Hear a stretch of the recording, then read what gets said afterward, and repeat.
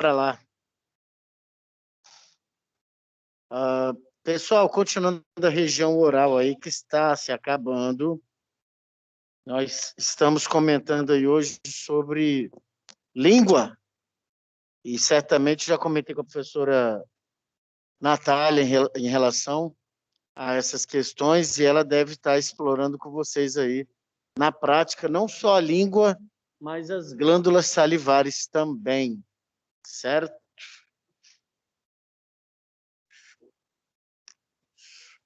Bom, bora lá conversar. Então, pessoal, a língua todo mundo conhece, que é um órgão majoritariamente muscular, músculo estriado esquelético,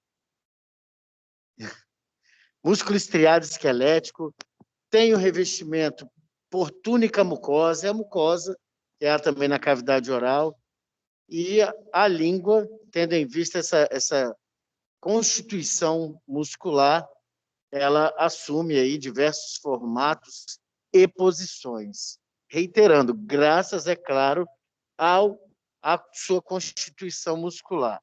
Então, você tem uma parte da língua que está na cavidade oral, beleza. Você tem uma outra parte da língua que está lá posteriormente, né, na parte oral da faringe. E algumas pessoas até perguntam, Luciano, é lenda ou não é? Que uma pessoa que entra numa crise convulsiva, ela pode ser sufocada pela língua? Sim, pode, graças ao efeito da ação de músculos da língua, principalmente o genioglosso, pode ser que essa língua se retraia assim e obstrua a via aérea. Então, uma parte na cavidade oral, uma parte lá atrás, na parte oral da faringe. Sobre funções de língua, né? Particularmente, articulação da palavra. A língua é um órgão essencial para que nós possamos aí pronunciar as palavras, né? No processo de mastigação, a língua é essencial também, que ajuda a misturar o alimento, a umidificá-lo, a comprimi-lo em direção à parte oral da faringe, para que nós possamos deglutir o alimento mastigado, né? E a língua também, como a gente comentou, associada não só à mastigação, mas à percepção do gosto, que é o denominado paladar. Perceber o gosto, né, é tornar consciente aquela sensação que você tem por meio da língua, que está cheia de receptores sensoriais. Engraçado que uma das recomendações dos dentistas é escove a língua também. Aí tem gente que acha que tem que... né? Isso tem que ser com delicadeza, né? Isso tem um procedimento, porque senão você vai machucar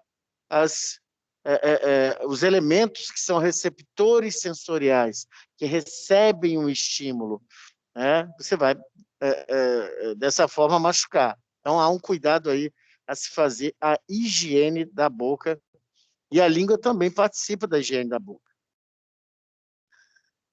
A língua é dividida em raiz, corpo e ápice. Isso é tranquilo de se delimitar, e aí tem uma ilustraçãozinha bonitinha. Veja, pessoal, toda essa superfície aqui, lembrando que temos aí uma cabeça sob um corte, uma secção no plano mediano, sagital mediano.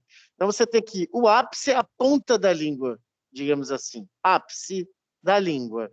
E aí você tem o corpo da língua, todo esse em verde, né? Aqui, a raiz da língua. E essa superfície, pessoal, do corpo da língua, certo? Do corpo e da raiz, me perdoem, toda ela é o dorso da língua.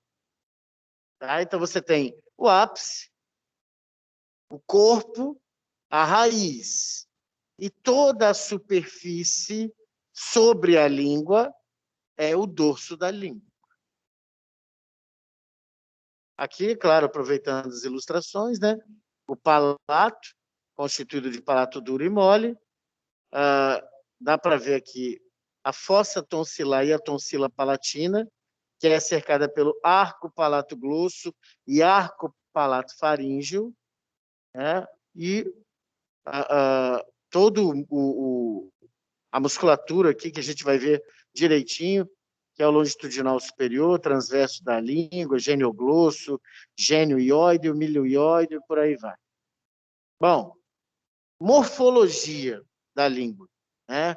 Faces, regiões, partes, é o que nós estamos vendo.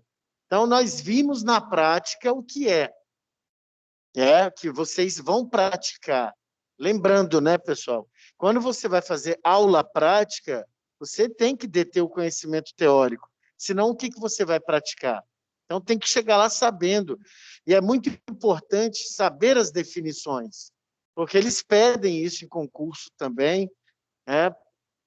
Eles dão uma definição lá, das alternativas abaixo, a referida definição, né, associa-se a qual das alternativas abaixo. E às vezes a gente não sabe definir, porque definir, conceituar é algo complicado, que durante o ensino fundamental médio a gente não aprende muito a fazer. Então, o que é raiz de língua? Raiz da língua, perdão. É a parte posterior que está fixa e que se estende entre a mandíbula, o osso ióide, está inferior à mandíbula, e a face posterior, que é quase vertical da língua. E o corpo da língua? O corpo da língua corresponde aproximadamente os 2/3 anteriores, entre a raiz e o ápice, certo? Então, nós temos que entender aí, para que servem essas áreas? Essas áreas têm que tipos de receptores sensoriais? Que papilas gustativas eu tenho aí? Quem inerva? Né?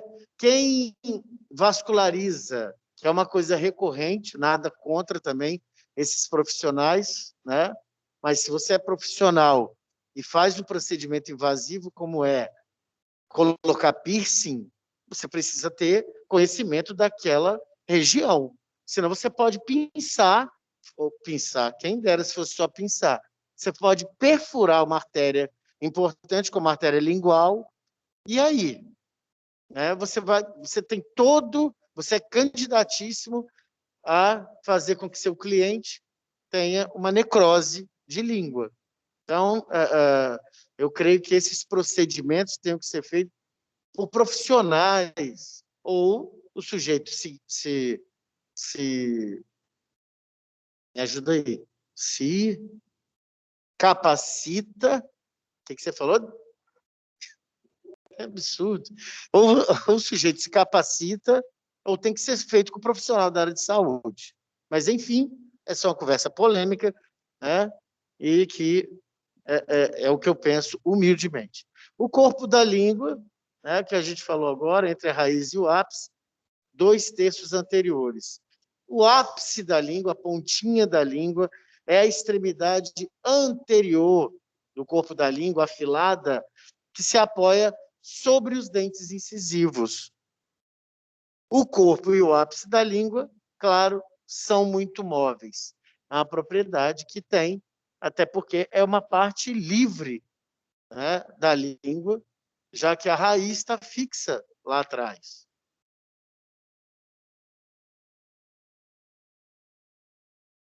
E a língua tem duas faces, meus caros. A mais extensa, superior e posterior, é o chamado dorso da língua, que é toda aquela área de superfície, tanto do corpo da língua como da raiz. E a face inferior da língua, ela geralmente descansa no assoalho da boca, que é o chão da cavidade oral, que é muito vascularizado, inclusive, né? Só para lembrar do que temos ali sob a língua, além da vascularização que é farta, você tem também ali as aberturas das glândulas salivares, a submandibular e a sublingual, claro, levando em consideração no plural, que são mais de uma. A margem da língua, e eu vou mostrar, tá, tudo isso depois, separa as duas faces, né? Essa face superior, que é o dorso da língua, e a face inferior, que está repousa sobre o assoalho da boca. Então, a margem da língua separa essas duas faces e está relacionada com a gengiva lingual, que é a parte da gengiva que se relaciona com a língua, obviamente, bem como os dentes laterais. Então, neste corte, olha o corte em que um corte frontal ao nível aqui de zigomático, você tem aqui, destaca-se o septo da língua, que é uma estrutura que, toda vez que vocês ouvem falar em septo, septo é uma parede, tá?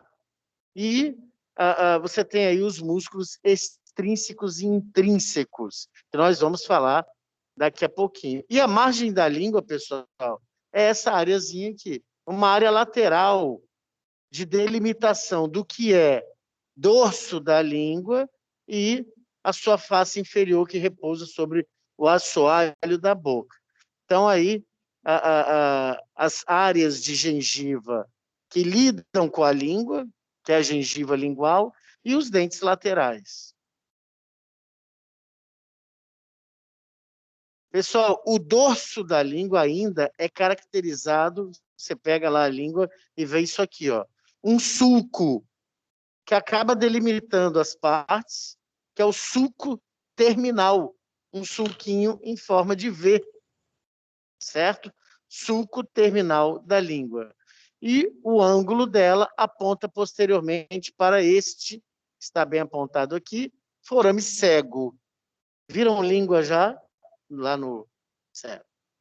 Forame cego, certo? Aqui atrás nós temos os nódulos linfóides, que em conjunto formam a tonsila lingual. A tonsila lingual, junto com a tonsila faríngea e as tonsilas palatinas, elas são, novamente, a linha de frente de defesa imunológica. Tudo que você ingere ou inala, e se tiver micro-organismo invasor nesse contexto, e terá, estas estruturas reagirão. Então, você tem aí partes delimitadas. Uma parte pós-sucal. O que eu tenho posterior ao sulco terminal? O que eu tenho anterior ao sulco terminal? Qualquer boca que vocês identificarem, qualquer língua que vocês verificarem, por exemplo, vocês vão ver também essa formação que segue muito o formato do sulco terminal. São as papilas valadas, das mais visíveis que nós temos na língua. São papilas gustativas, são estruturas receptoras sensoriais. Receptor sensorial é um elemento que recebe estímulo. E vocês não viram fisiologia ainda? Não? Vocês sabem o que é um potencial de ação? Tá. Mas, enfim, os receptores sensoriais, pessoal, recebem estímulo. E aproveitando que vocês não sabem, vamos ilustrar que quando uma estrutura recebe um estímulo, esse estímulo é convertido num potencial elétrico, que é o potencial de ação. E isso vai daqui da língua até o teu sistema nervoso central informar. E lá, no sistema nervoso central, no cérebro especificamente, você vai perceber o paladar. Então, um estímulo só é necessariamente percebido quando ele é quantitativamente e qualitativamente intenso o suficiente para produzir um disparo de um potencial de ação. Mas, enfim, fica aí essa prévia. Língua tem sulco mediano, e aqui, pessoal, você tem papilas gustativas, outras tantas como as fungiformes, as filiformes, e aqui mais lateral, na área justamente da margem da língua que nós comentamos, que fica entre o dorso e a parte inferior, você tem as papilas folhadas. Esse é o nome correto. Papila folhada. Não é folheada com I e nem folhácea. Folhada, tá? Isto. Esse sulco terminal, falávamos então, pessoal, ele divide o dorso da língua no plano transverso ou horizontal, em uma parte anterior, que é a parte pré-sulcal, né, que está, claro, na cavidade própria da boca, e uma parte pós-sulcal, que está na parte oral da faringe já. E nós percebemos também um sulco mediano que divide a parte anterior da língua em duas metades, uma direita e uma esquerda, obviamente. A túnica mucosa da parte anterior do dorso da língua, pessoal, é relativamente fina e está muito bem fixada nos músculos subjacentes que constituem ali a estrutura muscular intrínseca da língua. Claro, ela tem textura áspera em sua superfície por causa das inúmeras papilas gustativas que a língua traz.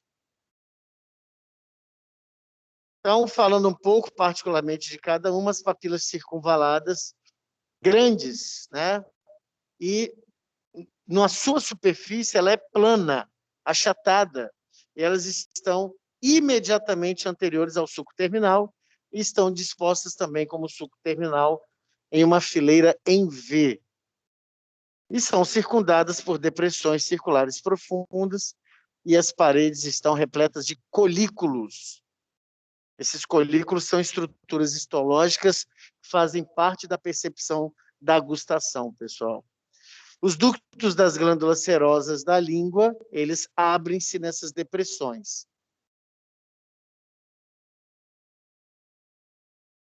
As papilas folhadas são pequenas e são verticais, também muito visíveis na região lateral da túnica mucosa da língua, certo? São as papilas folhadas, ficam ali na região da margem da língua.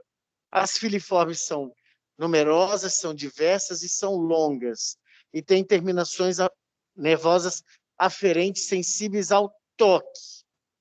Nós sentimos na língua, pessoal, toque, temperatura e paladar. O que são terminações nervosas aferentes? Alguém consegue definir, em casa ou aqui na sala? Terminações nervosas aferentes. Não? Não? São terminações, pessoal, que levam informações ao centro, ao cérebro, à área gustatória do cérebro. Porque tem uma área no cérebro que processa a gustação. Tanto é que quando você sentir algo, tem gente que tem mania de dizer, né? Vamos comer uma lagosta? E a pessoa fala, não, não quero. Por quê? Não gosto. Mas você nunca comeu, né? Como é que você sabe qual é o sabor? E qual o significado desse sabor para você? Para você achar que é bom ou ruim, né? É igual a história de dizer que ir no dentista é muito ruim. Mas por quê? Ah, por causa do barulhinho. Ah, por causa do não sei o quê. E tem gente que não vai ao dentista. Então, pessoal, terminações nervosas aferentes são feixes de nervos que levam informação ao cérebro. Para quê? Para o cérebro dar significado a isso. E o cérebro elabora essa informação e produz uma resposta que vem por nervos eferentes. São nervos que vêm com informações de resposta do cérebro. E elas sempre serão motoras. A gente vai chegar a um ponto aí de falar de sistema nervoso e a gente dirime mais essas questões. As papilas fungiformes são um monte de pontinho em formato de cogumelo, que eu acho meio exagerado esse formato, né? São rosinhas, vermelhinhas, dispersas entre as papilas filiformes, porém, mais numerosas no ápice da língua e nas margens da língua, na face lateral. Aí uma ilustração do professor Sobota. Então, aí tem uma disposição mais apurada no que diz respeito às informações. Então, vamos relembrar aqui, sulco terminal da língua, cujo ápice, né, cujo ângulo, ele converge para um forame, o forame cego, que é um remanescente, um resquício embriológico. Aqui a tonsila lingual, é um órgão linfóide, um órgão de defesa imunológica, bem como as tonsilas palatinas são, e lá atrás, na parte oral da faringe, a tonsila faríngea. As papilas circunvaladas, né? Só bota com o meu aqui a primeira parte, grandes, ovaladas que são, e com a sua superfície achatada, que tem aberturas, né, nos seus intervalos, para as glândulas serosas. A gente sabe que língua tem que ser aqui no seu dorso, higienizada, porque você tem aí uma secreção que pode se acumular, que é a saborra lingual. Alguns chamam de saburra lingual. Eu aprendi como saborra lingual.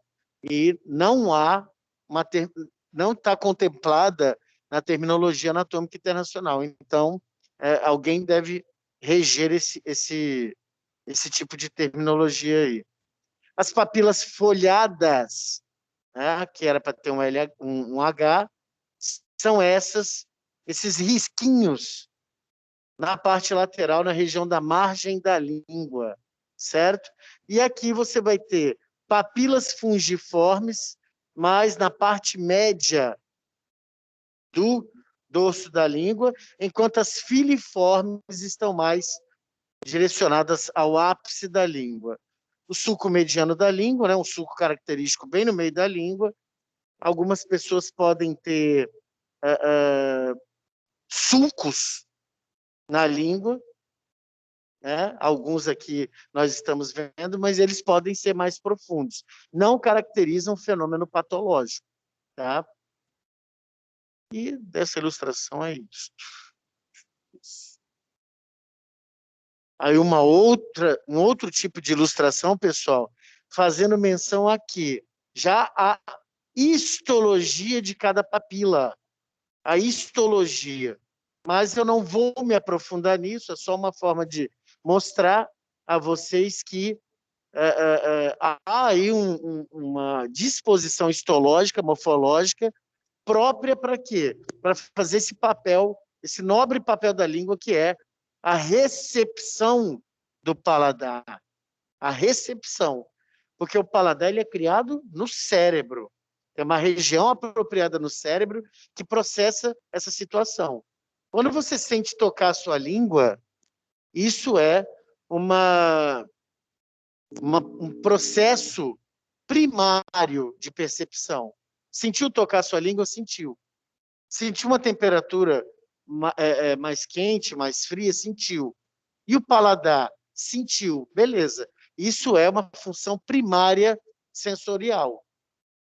Agora, há também as áreas secundárias ou de associação desses sentidos. O que um paladar diz a você? Parece o bolinho que minha avó faz. Nossa, que saudade! Para que nós tenhamos ideia, pessoal, de que não é um órgão aleatório que sente gosto.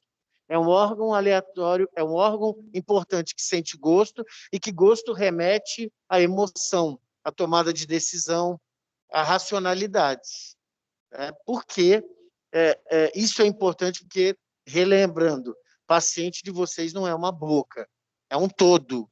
Então, é importante entender todo esse contexto de uma forma geral e não só a língua, como uma estrutura, um órgão que é isolado de todo o corpo e da mente. A túnica mucosa, pessoal, especificamente da parte posterior da língua, já é mais espessa. Inclusive, ela é mais móvel, mais flexível. Não tem papilas linguais lá atrás. As papilas linguais cuidam mais de estar no corpo da língua. Mas há os nódulos linfóides que nós mostramos, órgão de defesa imunológica, que conferem à raiz da língua um aspecto de calçadão, aquelas pedras que formam um calçadão, né? Pedra de calçamento. Esses nódulos linfóides conhecidos são coletivamente como tonsila lingual. Repetindo, é um órgão de defesa imunológica. Essas tonsilas, repito, faríngea, lingual e palatinas, estão estrategicamente localizadas entre a cavidade oral e a faringe e entre a cavidade nasal e a faringe. Então, tudo que se inala e que se ingere está sujeito a ser revistado, entre aspas, né? E aí você pode ter reações, né, que são o edemaciamento, a ruborização das tonsilas palatinas, que é o que normalmente nós vemos. A parte faríngea da língua, né, constitui a parte anterior da parte oral da faringe. Então, parte oral da faringe, sua parte anterior, a parte, né, a raiz da língua. Isso só pode ser examinada com um espelho, vocês têm equipamentos para isso, ou se eu pressionar a língua para baixo, obviamente com o indivíduo com a boca aberta, um abaixador de língua ali sendo usado. Aí você consegue ver, claro que com o uso de algo, né, que emita luz, o exame será muito melhor. A face inferior da língua, pessoal, que fica repousa sobre o assoalho da boca, é coberta também por uma túnica mucosa muito mais delicada, né? Muito mais delicada. Isso, né, graças à sua propriedade de ser fina e transparente. E essa superfície está unida ao assoalho da boca por uma prega mediana, que é o frênulo da língua. Então, há o teste da linguinha, por exemplo, quando nós nascemos, para ver justamente se este frênulo da língua não está maior do que o normal. Porque se estiver, é bom fazer logo um piquezinho desde cedo, porque senão o indivíduo vai ter problemas de dicção. Tá? É aquela história do Cagamba, né? E outras, né? O Romário, essa turma aí. O frênulo da língua, claro, não é uma âncora, e sim uma estabilização para que a língua desempenhe bem seus movimentos. E de cada lado do frênulo, pessoal, também tudo isso visível ao exame. Só o sujeito abrir a boca e elevar a língua que você vai ver. Por exemplo, de cada lado dessa prega, que é o frênulo da língua, você vai ver uma veia lingual profunda. Dá para ver bonita, arroxeada ou azulada. Aliás, meus caros de casa e daqui, por que quando nós vemos nossas veias, o sangue é azulado?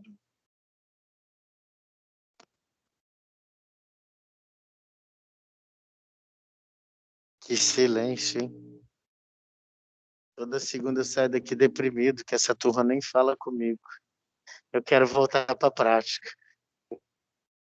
Por que o sangue é azulado?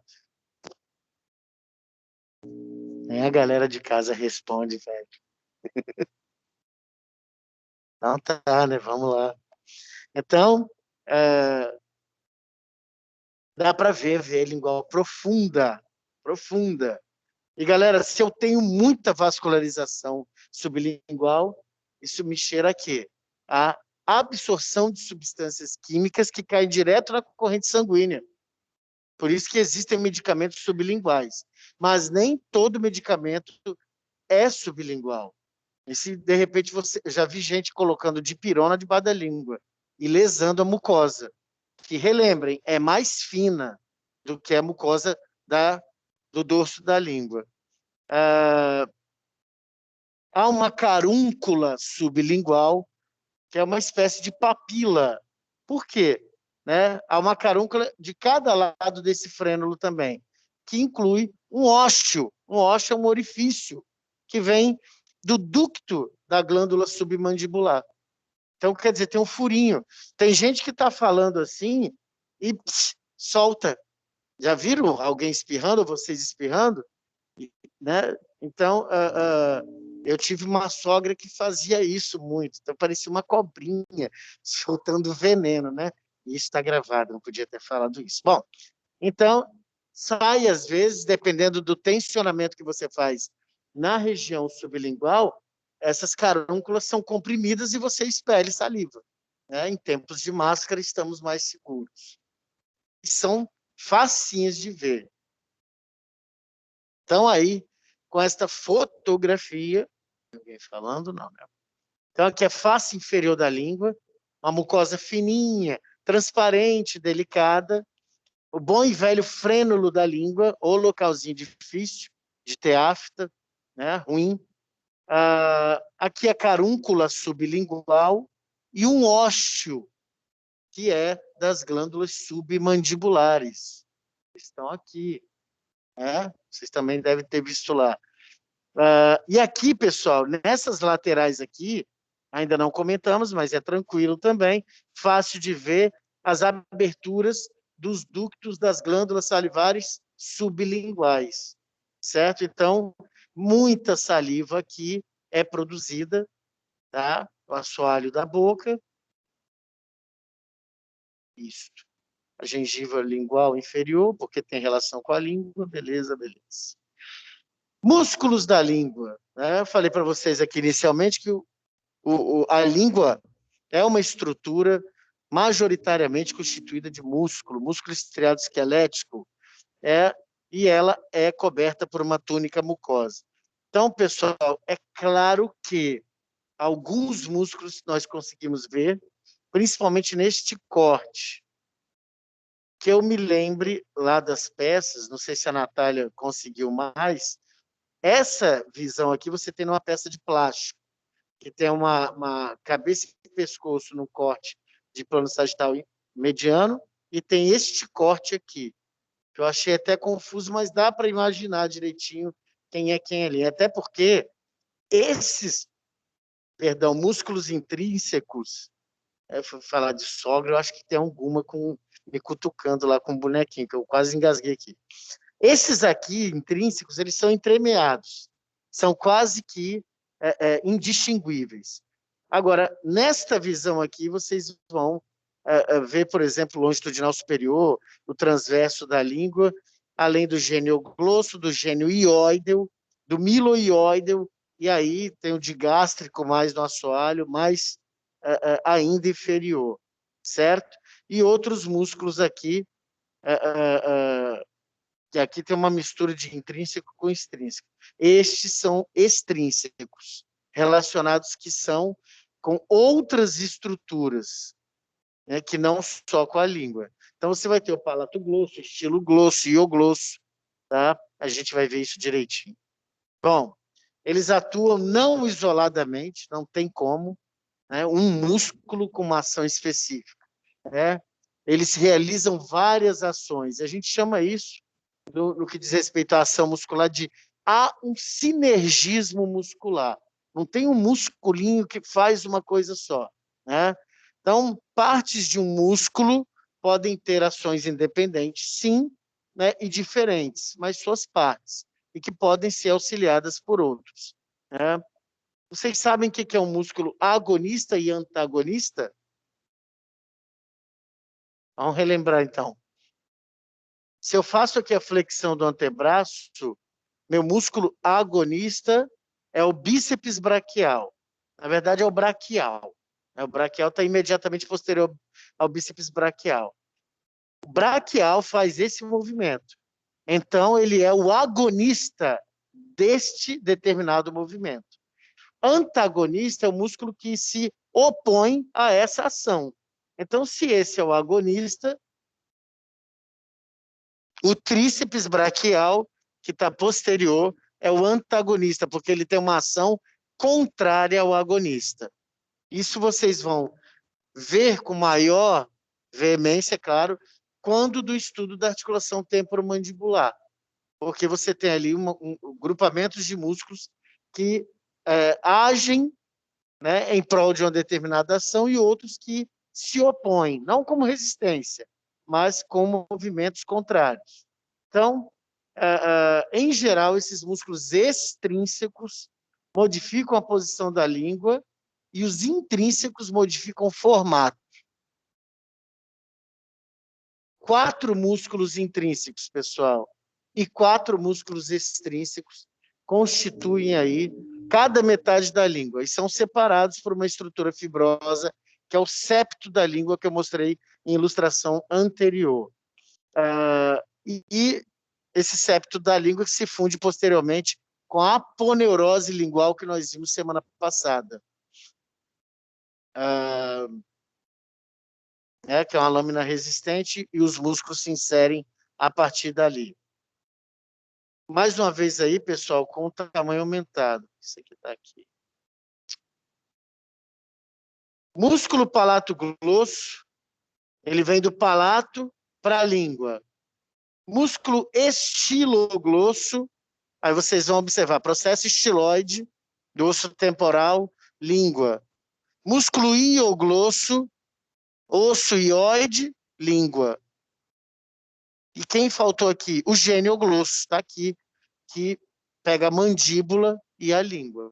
Esses 4 são os músculos extrínsecos, porque eles estão fora da língua. Uma das suas fixações, das suas inserções, é fora da língua. Genioglosso, ioglosso, estiloglosso e palatoglosso.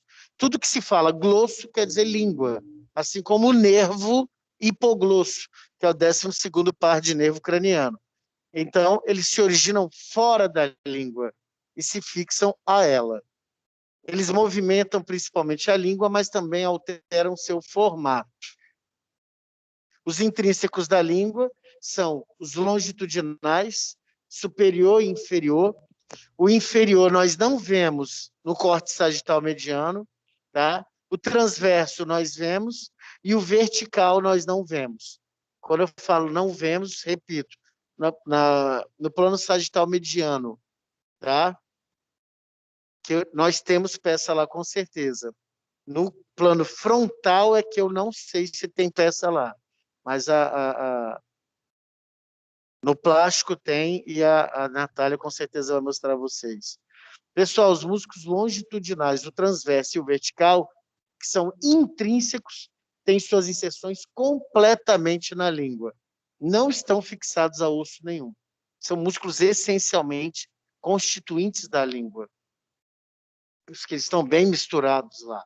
Então, os longitudinais superior e inferior atuam juntos para tornar a língua curta e grossa e para retrair a língua protrusa. Língua protrusa é a língua que se projeta anteriormente.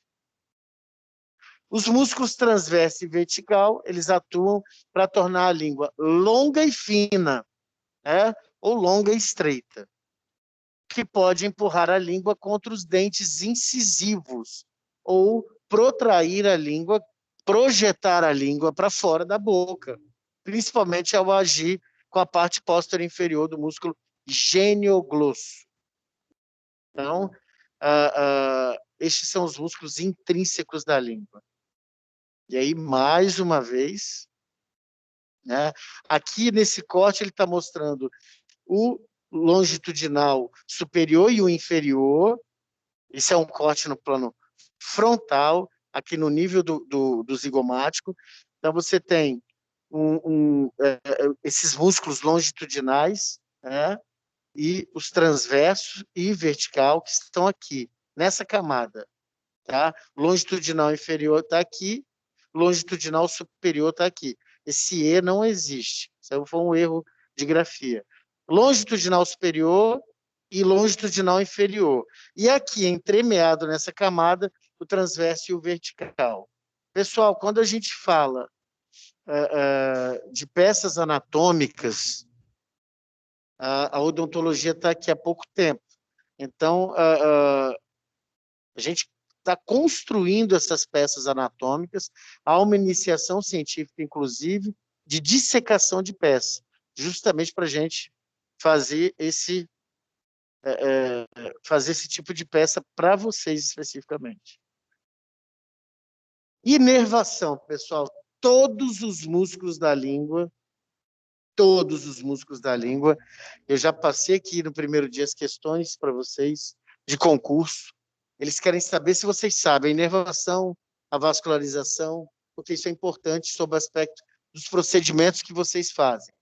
Então, todos os músculos da língua, com exceção do palato glosso, recebem inervação do nervo hipoglosso.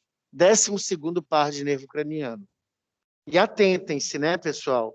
Porque pode não vir o nome do nervo. Vem só ele escrito em romano. Isso não é problema. Então, temos que conhecer, está no nosso conteúdo, nervos cranianos. Claro que a gente vai destacar mais facial, trigêmeo, mas, como essa turma desce para a cavidade oral, para a cabeça, é interessante que vocês saibam disso, porque essa turma de concurso gosta muito de mexer com picuinha, né, e é bom a gente estar preparado para qualquer tipo, né, de picuinha. Então, pessoal,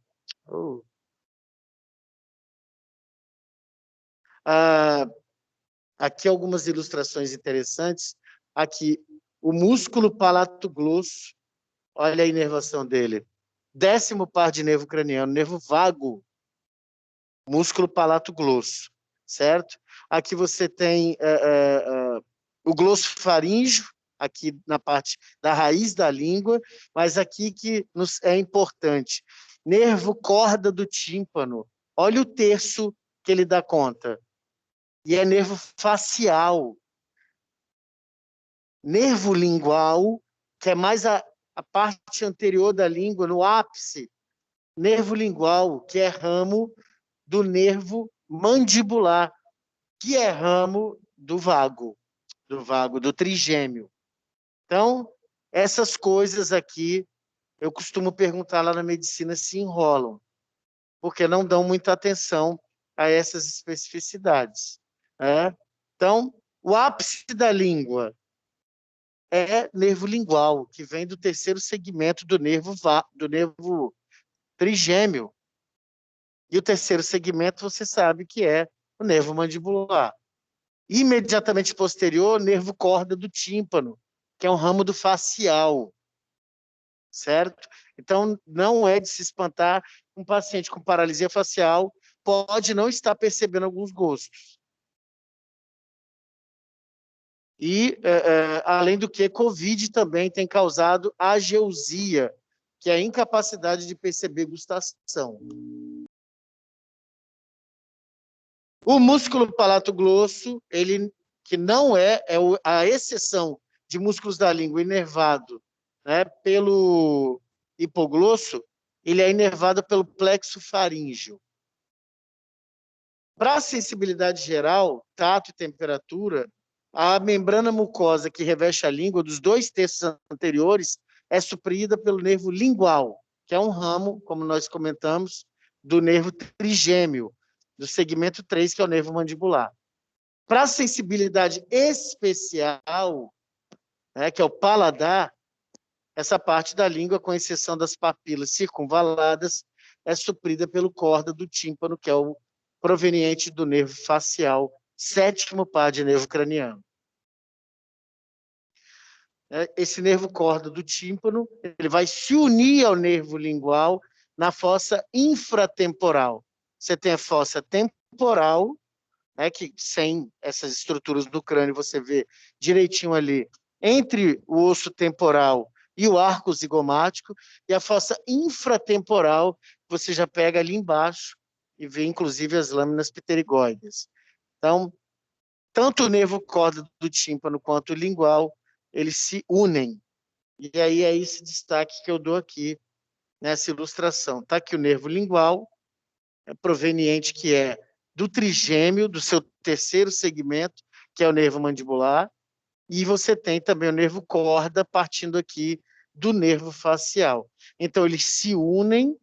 Isso é interessante demais para vocês, e isso é interessante demais para mim quando eu estou dissecando. Se eu não souber dessas disposições, eu corto esse nervo e estrago a peça. É claro que aqui é tudo bonitinho, coloridinho, mas na hora que vocês estiverem tanto verificando nas peças quanto no paciente de vocês, é muito mais saber o trajeto, né? Referências sempre. A glândula parótida, eles passam aqui por cima, né? Olha aqui, que eles dão uma inervação, né, para o gânglio e vai inervar a glândula submandibular salivar. Olha como é que ele vem para cá, para a glândula sublingual. Então, e você vê aqui imediatamente o nervo hipoglosso, que vai atuar também em funções da língua. Mas o trajeto é importante. E mesmo se você não tiver com o nervo ali dissecadinho, é interessante que você saiba o trajeto.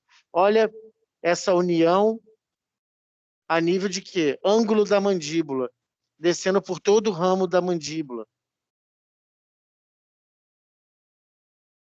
A túnica mucosa do terço posterior da língua e as papilas circunvaladas são supridas ali pelo ramo do nono par de nervo craniano, o nervo glossofaríngeo, e seu ramo lingual, para sensibilidade geral e especial. E aí, novamente, está aqui, ó, nervo glossofaríngeo, sensibilidade geral e especial, nono par de nervo craniano. Vocês veem aqui, laríngeo interno, 10º par de nervo craniano, nervo vago, maior nervo craniano do corpo humano.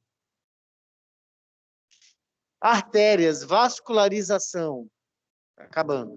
As artérias da língua são derivadas da artéria lingual.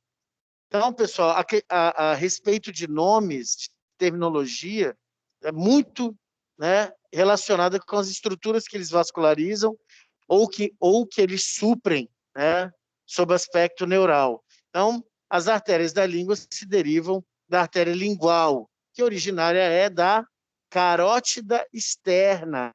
Então, você tem a artéria lingual passeando aqui, passa medialmente, ela é coberta pelo músculo hioglosso e se distribui. Né? Artérias dorsais, artéria sublingual, profunda da língua, se distribui aqui para as regiões da língua. Então, se o indivíduo não tem conhecimento e vai aplicar um piercing aí, não sei se é isso que fala, aplicar, ou colocar dessa forma, ele pode ter um problema sério aí de necrose de certa região da língua. E a questão, pessoal, que também um trajeto de artéria é um trajeto que normalmente sofre variação anatômica. Então, a vascularização da língua aí a gente resume no seguinte: as artérias dorsais da língua são responsáveis pela vascularização justamente de onde elas estão distribuindo a raiz da língua. E vai um raminho para a tonsila palatina, artérias dorsais da língua. Artérias profundas da língua, elas vão suprir o corpo da língua. É uma artéria importante. Vocês viram, a veia é visível. As artérias, como se comportam a respeito de localização num plano mais profundo, já não dá para perceber. E as artérias sublinguais, diversas, vascularizam o assoalho da boca, inclusive das glândulas sublinguais. Em relação ainda à vascularização, mas no tópico drenagem venoso, as veias da língua são as veias dorsais da língua que acompanham a artéria lingual. As veias profundas da língua começam no ápice da língua, drenam essa região e seguem em sentido posterior do frênulo da língua para se unirem à veia sublingual. Em pessoas idosas, essas veias estão varicosas, ou seja, dilatadas e tortuosas. E pode haver drenagem de parte dessas veias ou de todas elas para veia jugular interna, que é a principal veia de drenagem que é de drenagem venosa da cabeça. Aí o detalhe das veias, a jugular interna, veias retornam, veia não dá ramos, veias recebem tributárias. Por isso nós temos aí a veia dorsal da língua, sempre acompanhando o nome de artéria, as veias, né, tanto a profunda da língua quanto as sublinguais, drenando aí todo o ápice da língua, corpo e vindo para a jugular interna. Aí a questão da drenagem linfática da língua, né? Você tem aí a drenagem linfática pelos grupos de linfonodos que você vai ter no pescoço, o retrofaríngeo, cervical profundo, júgulo omoióide, júgulo digástrico, vão drenar todas essas regiões da língua aí assinaladas com cor, né? O dorso da língua aqui apresentado, e aqui a linfa da língua drenada para linfonodos submentuais, submandibulares e cervicais profundos, inclusive o júgulo de gastro, que é um linfonodo muito reconhecido pelo seu tamanho, e júgulo homoióideo. E há, claro, substanciais comunicações através da linha mediana da língua. Foi-se a língua, façamos a chamada do povo da sala.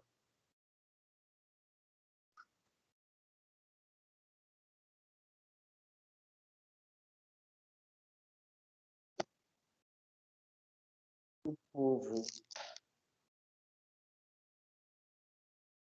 de casa, eu baixo a lista. Povo de casa, um abraço, fiquem com o Papai do Céu. O povo está aqui. Boa noite, professor. Até a próxima aula. Boa noite. Boa noite. Boa noite, professor. Valeu, galera. Boa noite aí. Vou chamar vocês aqui, pessoal. Aí vocês me dizem casa ou sala. Ô, professor, qual é o assunto que é para colocar no e-mail na hora de te enviar?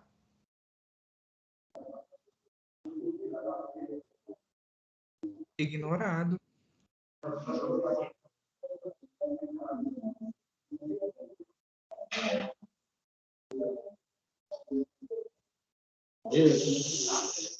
Terceiro.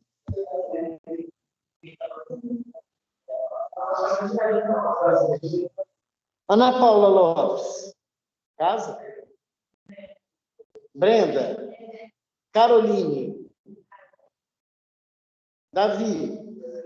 Eduardo. Emily. Casa, né? Flávia. Guilherme. João. Júlia Frondini. Juliana Casotti. Caio Epifone, casa. Lara Guaitolini, casa. Lavínia. Lavínia? Lavínia. Boa noite, meninos.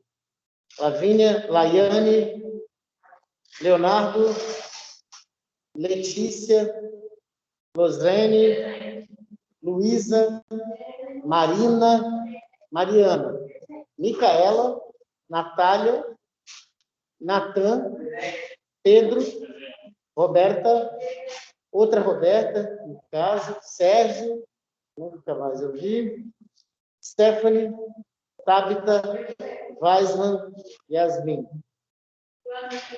Boa noite, meninos. Boa semana. Boa noite, boa semana. Cuida dessa coluna, irmão.